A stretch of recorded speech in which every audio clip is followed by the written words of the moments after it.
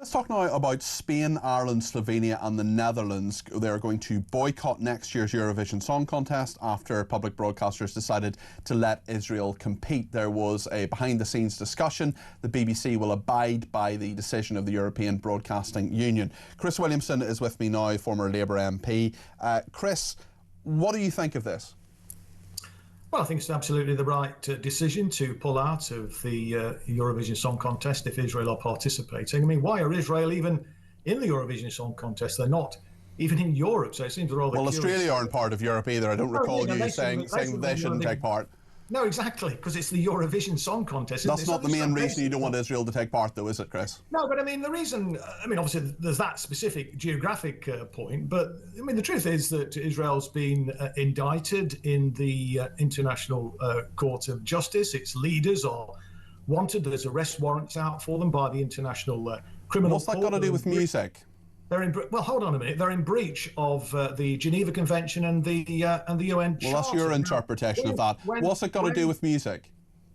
Well, because if you remember South Africa, the apartheid state of South Africa was in its pomp. I mean, the reason, or one of the reasons that it was able to be overcome and to create a more democratic system in that country was as a result of the pressure from outside. Israel is a democracy. That is in breach of the Geneva Convention, UN Charter. That is. Well, that's your interpretation. Israel is a democracy. Hold on a minute. Let me just have a minute. Well, Israel is a democracy. Just a minute. It routinely tortures prisoners. It has thousands of Palestinian hostages. And, you know, it's an offence against international humanity, really, that a country like that is able to participate in sort of cultural events like the Eurovision Song Contest. They should be completely isolated, as South Africa was. They should not be allowed to participate in cultural events like the Eurovision Song Contest, or indeed in any sporting events either. That, I think, would bring significant pressure on the state. I mean, and overcome this dreadful. You haven't answered my question, Chris. I mean, you're clearly very anti-Israel, and I know that's been your stance for a very long time. But I don't understand why the sequins glitter camp sort of convention of Eurovision has anything to do with the crimes you accuse Israel of. Well, because it's about putting pressure on Israel, isn't it? How is that going to put pressure on Israel? Is Benjamin Netanyahu... hold on a second. Is Benjamin Netanyahu honestly going to say, I'm going to change what I'm doing in Gaza because Spain, the Netherlands and Ireland have pulled out of Eurovision? I mean, that's a nonsense, isn't it?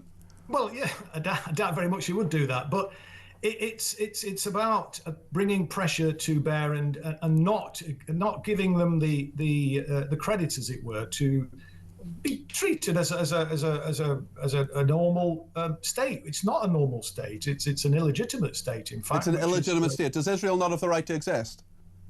I don't believe it does. No, okay. I think Israel you don't believe Israel has the right to exist. That is an anti-Semitic position, Chris.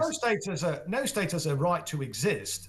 Israel's forfeited its right, if it ever even had a right, because let's remember it was actually created on stolen land. Chris, so this is just nonsense. This is you're saying that Israel doesn't have a right to exist. That is an anti-Semitic position. Well, that's nonsense. Of course, it's nothing to do with anti-Semitism whatsoever. It's nothing to do with anti-Semitism. Okay, many Jewish people take the same view. But what is wrong with saying that we want a unitary state that has equal rights for all its citizens, a de-Zionized unitary state? A de-Zionized, so you're against Zionism in general? Well, Zionism absolutely is a racist, genocidal, settler colonial. That's absolute nonsense, Chris. Sorry, that's absolute nonsense. I'm not letting you get away with that. No, that's nonsense. It is not nonsense to be a Zionist, to say that Israel has a right to exist. Peter, we're talking over each other and nobody can hear if we keep Well, that's because you're talking nonsense and you need to be talked over. Well, so you're going to talk over me because you disagree with my point of view. Well, because you're factually wrong.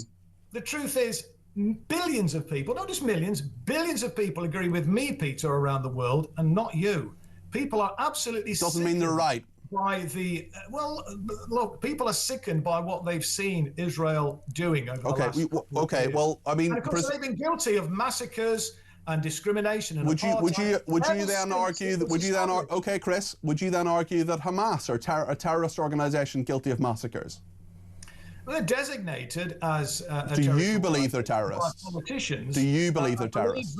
Well, international law is very clear. Do you believe they're terrorists? Occupied people. Do you believe Hamas are terrorists? I don't care about international law. I care about what you think. Peter, please calm down. International law stipulates that occupied peoples have an absolute right to armed resistance, to resist their occupiers, and that's what the resistance. Chris, are Hamas terrorists? Yes or no? But the entirety of the resistance. Right, goodbye, Chris. Goodbye. Thank you very much. That's Chris Williamson there, who has failed to condemn Hamas and failed to say that they're terrorists. They're absolutely terrorists. They are 100% a terrorist organisation. And I've had enough of Chris Williamson, former Labour MP, who was suspended from the party over anti-Semitism claims as well.